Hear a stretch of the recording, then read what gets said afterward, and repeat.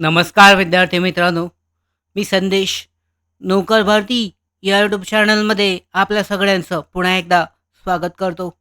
समाज कल्याण आयुक्तालय पुणे यांच्या अंतर्गत गृहपाल अधीक्षक महिला, त्याचबरोबर समाज कल्याण निरीक्षक, लिपिक, टंकलेखक इत्यादी जी पदे आहेत 219 जागांसाठीची सरळ सेवा भरतीची जाहिरात जाहीर करण्यात आलेली आहे.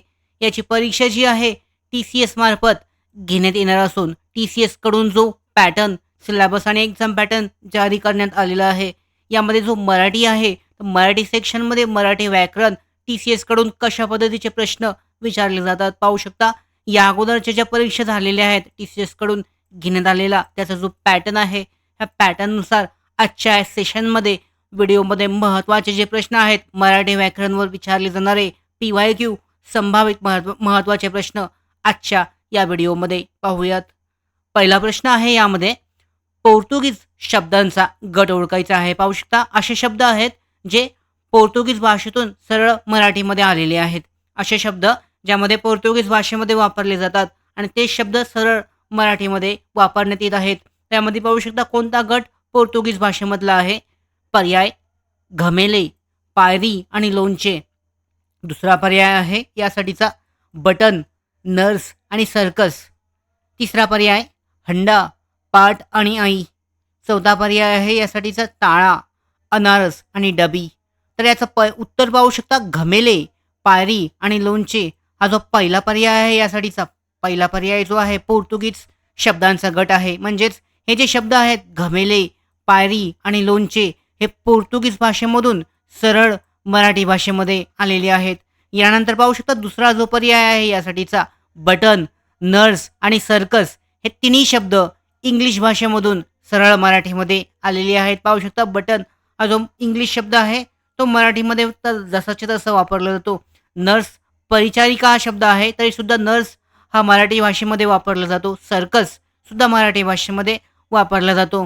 तर यानुसार पाहू शकता पहिला जो पर्याय आहे पर्याय क्रमांक 1 घमेले, पायरी आणि लोणचे हे उत्तर बरोबर आहे. हे जे तिन्ही शब्द आहेत हे तिन्ही शब्द जे आहे पोर्तुगीज भाषेमधून मराठी भाषेमध्ये जसेचे तसे वापरले जातात.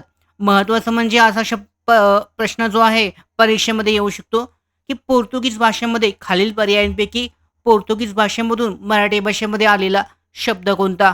तर पाहू शकता या तिन्हीमधील कोणताही पर्याय असेल घमेले, पायरी किंवा लोणचे हे तिन्ही शब्द पोर्तुगीज भाषेमधले आहेत. तर या पद्धतीने पूर्ण डिटेलमध्ये कोणत्या भाषेतून कोणता शब्द आलाय असा प्रश्न जो आहे विचारला जातो. फारसी भाषेमधला शब्द कोणता आहे, अरबी भाषेमधून मराठीमध्ये वापरला जाणारा शब्द, त्याचबरोबर संस्कृत भाषेतला शब्द असे प्रश्न यामध्ये हमखास विचारले जातात.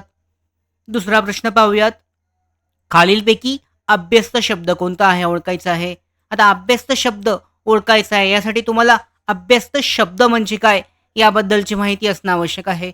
तर पाहू शकता अभ्यस्त शब्द म्हणजे एखाद्या शब्दात शब्दांची अथवा काही अक्षरांची पुनरावृत्ती झालेली असते. म्हणजे एक शब्द एका शब्दामध्ये डबल आलेला असतो. अशा शब्दांना अभ्यस्त शब्द असे म्हणतात. अभ्यस्तांचा अर्थ दुप्पट करणे असा होतो. तर पाहू शकता यामध्ये एकाएकी असा तुम्ही शब्द म्हटलात एक एक असा दोन शब्द डबल डबल आलेला आहे. आता पर्याय पहा यामध्ये पहिला पर्याय आहे यासाठीचा बारीक सारीक.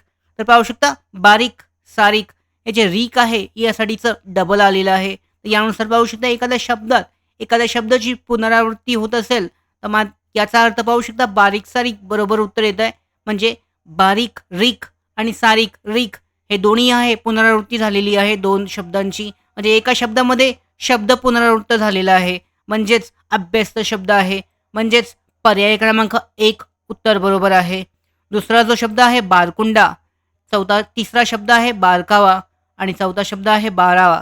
तर पहिलं जे उत्तर आहे बारीक सारीक हा अभ्यस्त शब्द आहे. अभ्यस्त शब्दाची वाक्य चेक करणं आवश्यक आहे. त्याचबरोबर बाकीचे जे शब्दांचे प्रकार आहेत याबद्दल सुद्धा तुम्हाला बेसिक डिटेलमध्ये माहिती असणं आवश्यक आहे.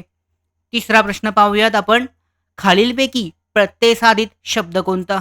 यामध्ये पाहू शकता हे जे पर्याय आहेत यासाठीचे यामधून प्रत्ययसाधित शब्द ओळखायचा आहे. आता प्रत्ययसाधित शब्द म्हणजे काय याबद्दलची माहिती पहिल्यांदा जाणून घेऊयात आपण की प्रत्ययसाधित शब्द जे आहे हे कशाला म्हटलं जातं.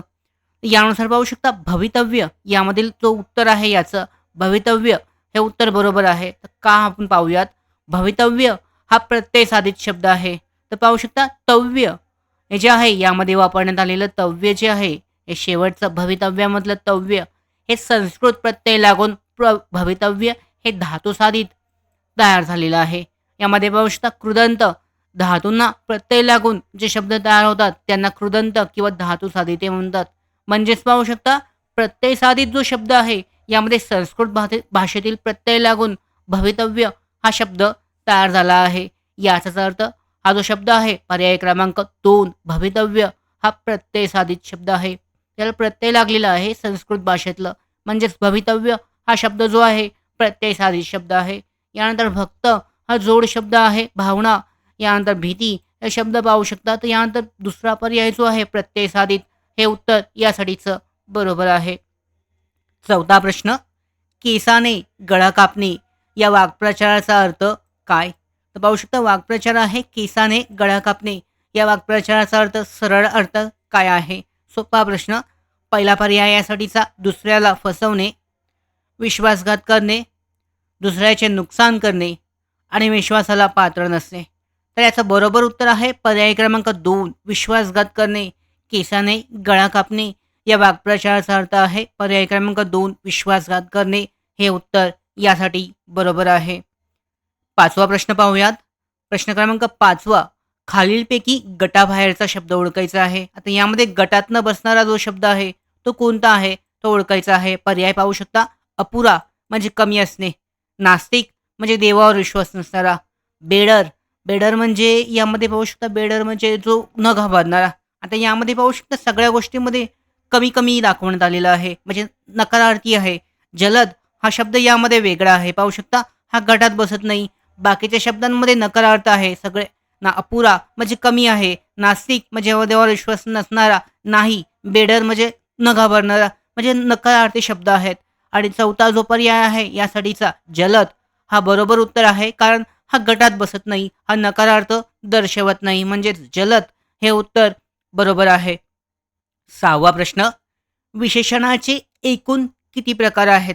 विशेषण जे आहे विशेषणाचे एकूण किती प्रकार आहेत.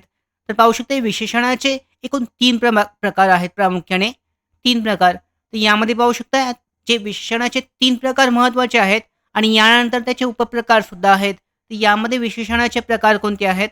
पहिला आहे गुणवाचक विशेषण, संख्यावाचक विशेषण आहे आणि सार्वनामिक विशेषण. यामध्ये पुन्हा नामसाधित विशेषण आहे, धातुसाधित विशेषण आहे, अव्ययसाधित विशेषण आहे. यामध्ये मुख्यत्वे पाहू शकता हे 3 प्रकारचे आहेत हे विशेषणाचे मानले जातात. विशेषणाचे एकूण मुख्य प्रकार जे आहेत गुणवाचक विशेषण आहे, संख्यावाचक विशेषण आहे आणि सार्वनामिक विशेषण. आणि यानंतर नामसाधित विशेषण, धातुसाधित विशेषण आणि अव्ययसाधित साधित विशेषण हे सुद्धा यामध्ये या प्रकारामध्ये येतात. तर अशा पद्धतीने विशेषणाचे एकूण 3 प्रकार आहेत प्रामुख्याने. 7वा प्रश्न जर वाक्यात केवळ प्रयोगी अव्यय किंवा संबोधनाचा उपयोग करण्यात आला असेल तर ते वाक्याच्या कोणत्या ठिकाणी आले पाहिजे. तर पाहू शकता जर वाक्यात केवळ प्रयोगी अव्यय किंवा संबोधनाचा उपयोग करण्यात आला असेल तर ते वाक्याच्या कोणत्या ठिकाणी आले पाहिजे. आता संबोधन जे आहे केवळ प्रयोगी अव्यय आहे किंवा संबोधनाचा उपयोग करण्यात आला आहे तर ते वाक्याच्या कोणत्या ठिकाणी आपण वापरलं पाहिजे. पर्याय यासाठीचे शेवटी, सुरुवातीला, मध्यभागी आणि स्वल्पविराम नंतर. तर कुठे वापरलं पाहिजे तर उत्तर आहे यासाठीच सुरुवातीला. जे केवळ प्रयोगी अव्यय जे आहे किंवा संबोधनाचा उपयोग कुठं केला पाहिजे. वाक्यात केवळ प्रयोगी अव्यय किंवा संबोधनाचा उपयोग कुठे केला पाहिजे तर सुरुवातीला. पाहू शकता आपल्या मनातील भावना दाटून आल्यावर तोंडावाटे अचानकपणे जे उद्गार बाहेर पडतात त्यांना त्या उद्गारवाची किंवा शब्द किंवा केवळ प्रयोगी अव्यय म्हणतात. म्हणजे पाहू शकता तुम्ही असा शब्द बोललात अरे बापरे, अबाब. तर पाहू शकता हे जे शब्द आहेत हे दोन्ही शब्द वाक्याच्या सुरुवातीला आपण वापरतो. केवळ प्रयोगी अव्यय आहेत तर केवळ प्रयोगी अव्यय म्हणजेच उद्गारवाचक शब्द आहेत. तर उद्गारवाचक शब्द हे सुरुवातीला वापरले जातात. वाक्याच्या सुरुवातीला वापरणं आवश्यक असतं. म्हणजेच पर्याय क्रमांक 2 यासाठीचं बरोबर उत्तर आहे. प्रश्न क्रमांक 8 पाहूयात. ज्या अक्षरात 2 किंवा अधिक व्यंजने प्रथम एकत्र येऊन शेवटी त्यात स्वर मिसळतो त्यास काय म्हटले जाते? म्हणजे पाहू शकता एखादं वाक्य आहे ज्या अक्षरामध्ये दोन किंवा अधिक व्यंजने प्रथम एकत्र येऊन शेवटी त्यात एक स्वर मिसळतो त्यास काय म्हणतात? पर्याय यासाठीचे जोडाक्षर, स्वर, संधी आणि अव्यय. तर पाहू शकता दोन किंवा एक याच्यामध्ये दोन किंवा अधिक व्यंजने एकत्र आली आणि शेवटी त्यात एक स्वर मिसळतो म्हणजेच जोडाक्षर. या वाक्यासाठी काय म्हटलं जातं? जो शब्द तयार होतो त्याला जोडाक्षर म्हटलं जातं. म्हणजे पाहू शकता ज्या अक्षरामध्ये आता दोन अक्षरं आहेत, दोन किंवा अधिक व्यंजने प्रथम एकत्र येतात आणि शेवटी एक स्वर मिसळतो म्हणजेच जोडाक्षर म्हटलं जातं. प्रश्न क्रमांक 9 खालीलपैकी कोणते सर्वनाम मिश्र वाक्यातच येतात? पाहू शकता खालीलपैकी कोणतं सर्वनाम जे आहे हे फक्त मिश्र वाक्यामध्ये वापरलं जातं. म्हणजे मिश्र वाक्य म्हणजे दोन वाक्य जोडली जातात. पाहू शकता यासाठीचे पर्याय जो, जी, जे, ज्या. त्याच्यानंतर दुसरा पर्याय आहे हा, ही, हे, तो, ती, ते साठीचा. तिसरा पर्याय कोण, कुणास, काय, कोणी आणि कुणाला. चौथा पर्याय आहे तो, ती, ते, त्या आणि आपण. तर पाहू शकता आपण जेव्हा दोन वाक्य जोडतो मिश्र वाक्यांसाठीचे तर यामध्ये जो वापरतो, जी वापरतो, जे वापरतो, ज्या. म्हणजेच पर्याय क्रमांक ए बरोबर आहे यासाठीचं. प्रधान वाक्य किंवा एक किंवा अधिक गौण वाक्य, गौण सूचत्व उभयान्वयी अव्ययांना जोडून एक संमिश्र वाक्य तयार होते त्यालाच मिश्र वाक्य असे म्हणतात. उदाहरणार्थ पाहू शकता आकाशात जेव्हा ढग जमा होतात तेव्हा मूळ नाचू लागतात. तर पाहू शकता इथं जो, जे वापरण्यात आलेलं आहे जेव्हा, तेव्हा. तर जेव्हा तेव्हा वापरण्यात आलेलं आहे म्हणजेच याच्यामध्ये पाहू शकता मिश्र वाक्यातच येणारे शब्द आहेत जो, जी, जे, ज्या. तर पाहू शकता जो, जे, जेव्हा वापरण्यात आलेलं आहे मिश्र वाक्यासाठी हे शब्द वापरले जातात. म्हणजेच पर्याय क्रमांक 1 यासाठीचं बरोबर उत्तर आहे. प्रश्न क्रमांक 10 स्वरूपावरून पडणारे वाक्य कोणते? तर स्वरूपावरून जे पडणारे वाक्य आहे यामधील कोणतं आहे? पाहू शकता पर्यायासाठीचे केवळ वाक्य, संयुक्त वाक्य, मिश्र वाक्य आणि वरीलपैकी नाही. तर वरीलपैकी सर्व. तर पाहू शकता स्वरूपावरून पडणारी जी वाक्य आहेत केवळ वाक्य सुद्धा स्वरूपावरून पडणारे असतात. दुसरं संयुक्त वाक्य सुद्धा स्वरूपावरून पडणारे असतात. त्यानंतर मिश्र वाक्य सुद्धा. म्हणजेच वरीलपैकी सर्व पर्याय क्रमांक 4 या प्रश्नाचं उत्तर जे आहे वरीलपैकी सर्व जी वाक्य आहेत केवळ वाक्य, संयुक्त वाक्य आणि मिश्र वाक्य ही स्वरूपावरून पडणारी वाक्य आहेत. तर समाज कल्याण विभाग भरती प्रक्रियेची तयारी करण्यासाठी आम्ही नोकर भरतीचं मोबाईल ॲप्लिकेशन जे लॉन्च केलं आहे यावर ऑनलाईन टेस्ट सिरीज आणि ई बुक लॉन्च केला आहे. पाहू शकता हा कोर्स आहे TCS पॅटर्नवर आधारित. यामध्ये पाहू शकता टॉपिकनुसार आम्ही 150 पेक्षा जास्त फाईल, PDF फाईल्स, नोट्स प्रत्येक विषयानुसार यामध्ये दिल्या आहेत. त्याचबरोबर दररोज नवीन एक सराव प्रश्नपत्रिका यामध्ये अपडेट केली जाईल. त्याचबरोबर सब्जेक्ट वाईज प्रश्नांची सराव प्रश्नपत्रिका सुद्धा आहे.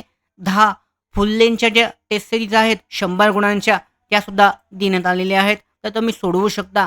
यामध्ये सगळे जे टॉपिक आहेत गणित आणि बुद्धिमत्ता, इंग्रजी व्याकरण, सामान्य ज्ञान, मराठी व्याकरण सगळं कव्हर करण्यात आलेलं आहे. याची लिंक आहे डिस्क्रिप्शन बॉक्समध्ये. तुम्ही आमचं नोकर भरतीचं मोबाईल ॲप्लिकेशन डाउनलोड करून हा जो कोर्स आहे समाज कल्याण विभाग भरती प्रक्रियेचा हा कोर्स तुम्ही जॉईन करू शकता. लिंक आहे डिस्क्रिप्शन बॉक्समध्ये, चेक केलं जाऊ शकतं. पुढचा प्रश्न पाहूयात. प्रश्न क्रमांक 11 जेव्हा वाक्यात एक गोष्ट केली असती तर दुसरी गोष्ट झाली असती असा संकेत दिला जातो तेव्हा त्या वाक्यास काय म्हटले जाते? आता पाहू शकता या प्रश्नामध्येच उत्तर देण्यात आलेलं आहे. जेव्हा वाक्यात एक गोष्ट केली आणि तर दुसरी गोष्ट झाली असती असा संकेत दिलाय. संकेत यात वापरण्यात आलेला आहे. म्हणजे उत्तर काय आहे पाहू शकता पर्यायासाठीचे संकेतार्थी वाक्य, मिश्र वाक्य, आज्ञार्थी वाक्य आहे आणि विधानार्थी वाक्य. तर याचं बरोबर उत्तर पाहू शकता संकेतार्थी वाक्य हे या प्रश्नाचं उत्तर बरोबर आहे. जेव्हा वाक्यात एक गोष्ट केली असती तर दुसरी गोष्ट झाली असती असा संकेत दिला जातो तेव्हा त्या वाक्यास संकेतार्थी वाक्य असं म्हटले जाते. म्हणजेच पर्याय क्रमांक 1 यासाठीचं बरोबर उत्तर आहे. प्रश्न क्रमांक 12 मराठीत एकूण किती वर्ण आहेत? मराठी भाषेमध्ये एकूण किती वर्ण ज्ञात वर्ण आहेत? पर्याय पहा यामध्ये 48, 12, 43 आणि 56. तर पाहू शकता एकूण मराठीमध्ये 48 वर्ण आहेत. पाहू शकता प्रश्न विचारला जाऊ शकतो मराठी भाषेमध्ये एकूण किती वर्ण आहेत? तर मराठी भाषेमध्ये एकूण 48 इतके वर्ण आहेत. लक्षात ठेवण्यासारखा महत्त्वाचा प्रश्न आहे. विचारला जाऊ शकतो. प्रश्न क्रमांक 13वा. ज्या वर्णांचा उच्चार सौम्यपणे होतो त्यांना कोणते वर्ण म्हटले जाते? पाहू शकता. जे वर्णांचा उच्चार आपण करताना सौम्यपणे करतो त्या वर्णांना काय म्हटले जाते? पर्यायासाठीचे मृदू, अनुनासिक, स्पर्श आणि कठोर. पाहू शकता. प्रश्नामध्ये उत्तर आहे उच्चार आपण सौम्यपणे करतोय याचाच अर्थ ते मृदू वर्ण आहेत. म्हणजेच पर्याय क्रमांक 1 यासाठीचं बरोबर उत्तर आहे. या जे वर्ण आहेत त्या वर्णांचा उच्चार आपण सौम्यपणे करतोय म्हणजेच मृदू वर्ण बरोबर आहे. प्रश्न क्रमांक 14वा. भीष्माने आजन्म ब्रह्मचर्य पाळण्याची शपथ घेतली. यामध्ये कोणता प्रयोग आहे ओळखायचा आहे. भीष्माने आजन्म ब्रह्मचर्य पाळण्याची शपथ घेतली असा प्रश्न आहे. पाहू शकता पर्याय कर्मणी, सकर्मक कर्तरी, अकर्मक कर्तरी आणि भावे. तर पाहू शकता प्रश्न असा आहे भीष्माने आजन्म ब्रह्मचर्य पाळण्याची शपथ घेतली. यामध्ये कर्मणी हा प्रयोग आहे. कर्मणी म्हणजे त्याने शपथ घेतलेली आहे, कर्म केलेलं आहे म्हणजेच कर्मणी हा प्रयोग आहे. पाहू शकता कर्मणी प्रयोग केव्हा होतो? क्रियापदाचे रूप कर्माच्या लिंग किंवा वचनानुसार बदलते तर त्यास कर्मणी प्रयोग असे म्हणतात. भावे प्रयोग जेव्हा कर्त्याच्या किंवा कर्माच्या लिंग किंवा वचनात बदल करूनही क्रियापद बदलत नाही तेव्हा त्या प्रयोगास भावे प्रयोग म्हटले जाते. म्हणजे इथे जे प्रश्न आहे भीष्माने आजन्म ब्रह्मचर्य पाळण्याची शपथ घेतली यामध्ये कर्मणी हा प्रयोग वापरण्यात आलेला आहे. प्रश्न क्रमांक 15वा. तुम्ही आता यावे यामध्ये कोणता प्रयोग यामध्ये कोणतं वाक्याचा प्रकार आहे? पाहू शकता पर्याय यासाठीचे अकर्मक भावे, कर्मणी, सकर्मक कर्तरी आणि सकर्मक भावे. तर यामध्ये पाहू शकता वापरण्यात आलेलं जे आहे तुम्ही आता यावे यामध्ये अकर्मक भावे हा वाक्याचा प्रकार आहे. अकर्मक भावे प्रयोग वापरण्यात आलेला आहे. प्रयोग ओळखायचा आहे प्रश्न. तुम्ही आता यावे यामध्ये अकर्मक भावे हा प्रयोग आहे. आता पाहू शकता ज्या भावे प्रयोगाच्या वाक्यात कर्म आलेले असल्यास त्याला सकर्मक भावे प्रयोग म्हणतात. म्हणजे ज्या भावे प्रयोगाच्या वाक्यात कर्म येते त्यास सकर्मक भावे प्रयोग असे म्हटले जाते. आता या प्रयोगात कर्त्याला शक्यतो तृतीयेच्या ने नी प्रत्यय असतो तेव्हा कर्मालाही प्रत्यय असतो. उदाहरणार्थ पाहू शकता पर्याय आहे श्यामने गाईला बांधली. यासाठी पाहू शकता सकर्मक भावे प्रयोग झालेला आहे. आणि हे जे वाक्य आहे आत्ताचं वाक्य तुम्ही आता यावे यामध्ये अकर्मक भावे प्रयोग आहे. म्हणजेच पर्याय क्रमांक 1 यासाठीचं बरोबर उत्तर आहे. प्रश्न क्रमांक 16वा. जसे करावे तसे भरावे म्हणजे काय? म्हणजे पाहू शकता ही म्हण आहे जसे करावे तसे भरावे. या वाक्याचा अर्थ काय आहे? पर्याय आपल्या कृतीप्रमाणे आपणास फळ मिळणे, पापाला प्रायश्चित्त मिळणे, जेवढे नुकसान तेवढी भरपाई, वाईटाचे फळ वाईट मिळणे. तर पाहू शकता आपण जशी कृती केलेली आहे आपल्या कृतीप्रमाणे आपणास फळ मिळणे म्हणजेच जसे करावे तसे भरावे हा जो पर्याय आहे पर्याय क्रमांक 1 यासाठीचं बरोबर उत्तर आहे. 17वा प्रश्न. पांढरा कावळा. पांढरा कावळा असा प्रश्न आहे. तर पांढऱ्या कावळ्यासाठी तुम्ही म्हणजे हा एक मर्म वापरण्यात आलेला आहे. म्हणजेच याबद्दल म्हणजे कवितेमध्ये असं वापरलं जाऊ शकतं पांढऱ्या कावळा. तर पांढऱ्या कावळ्यासाठी नक्की काय म्हणणं आहे कवितेमध्ये किंवा एखाद्या गद्यामध्ये? तर यामध्ये पाहू शकता पर्याय निसर्गात नसलेली वस्तू, भाकडकथा, रंग आणि कावळा. तर पाहू शकता पांढरा कावळा म्हणजे अशी वस्तू जी निसर्गात उपलब्ध नाही म्हणजेच पाहू शकता काळा कावळा आहे. निसर्गात नसलेली वस्तू म्हणजेच पांढरा कावळा. पाहू शकता असा प्रश्न विचारला जाऊ शकतो की प्रश्न आहे अशा पद्धतीने. गद्यामध्ये अशा पद्धतीचे जे शब्द आहेत किंवा कवितेमध्ये अशा पद्धतीचे शब्द आहेत ते वापरले जातात. यासाठी मार्मिक शब्द असतात. पांढरा कावळा म्हणजेच निसर्गात नसलेली वस्तू यासाठी हा वापरलेला शब्द आहे. प्रश्न क्रमांक 18वा. तत् प्लस मय, तत् अधिक मय या शब्दाचा पूर्ण शब्द जो आहे तो कोणता तयार होईल? पाहू शकता यासाठीचा पर्याय यासाठीचे तत्मयसाठीचं तत्मय आहे, तन्मय आहे, यासाठीचं तन्मय आहे आणि तज्मय आहे. तर याचं उत्तर पाहू शकता प्रश्न क्रमांक जो पर्याय क्रमांक 3 आहे यासाठीचं बरोबर उत्तर आहे तत्मय.